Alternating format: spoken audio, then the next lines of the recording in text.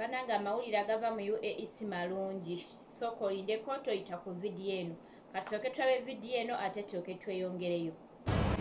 Breaking news, tambuza video. UAE ekansolinze flights zonna. Wenjogero kansolinga esazizaamu ennyonyi ezisituka ku kisaawe kyayo n'ezigwa ku kisaawe kyayo. Tekyali nnyonyi esituka mu bbanga okuggyako ennyonyi zimu ez'amagye oba ennyonyi ennwanyi. Kino kivudde ku Iran okuba beesi emu ey'Abamerika esangibwa mu Qatar wamu n'ensi endala eri awo wansi gye mulaba awo. Ate tujjukireko mabegakawo UAE yalabiddwako ng'ewa Israel eddagala. Mukitegeera bulungi. Kati mmwe mwenna abali eyo ng'olina abantu b'okuddungu banne mutusabire.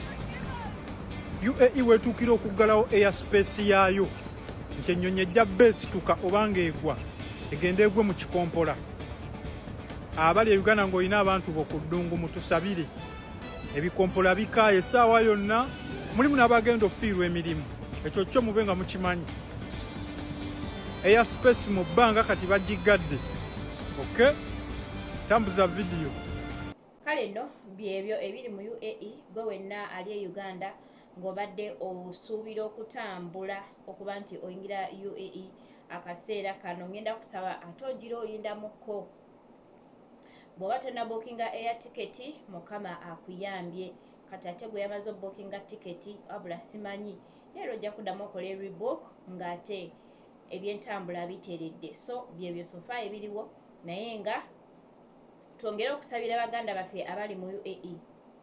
Twongere okubasabira kubanga tomanya kikiyinza kuba nti kiddako.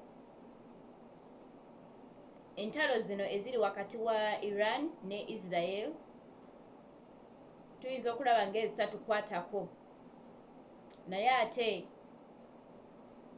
abantu baffe bangi abali mu Israel n'abali mu Iran newankubadde abamu nti baabajjeeyo naye ate sisuubira nti wonna baaweddeyo. Olwaleero waliwo abamu ku bannaffe abali mu Qatar abatusindikiddekoko ku vidiyo ng'emizinga giyita mu bbanga ng'oyinza okulowooza olutalo oluli mu Qatar.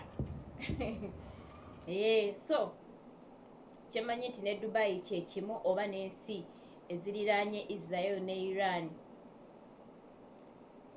naye nga saala zokka bw'ateekateeka okutambula lindamu, togula tiketi yo koze ejja kufa.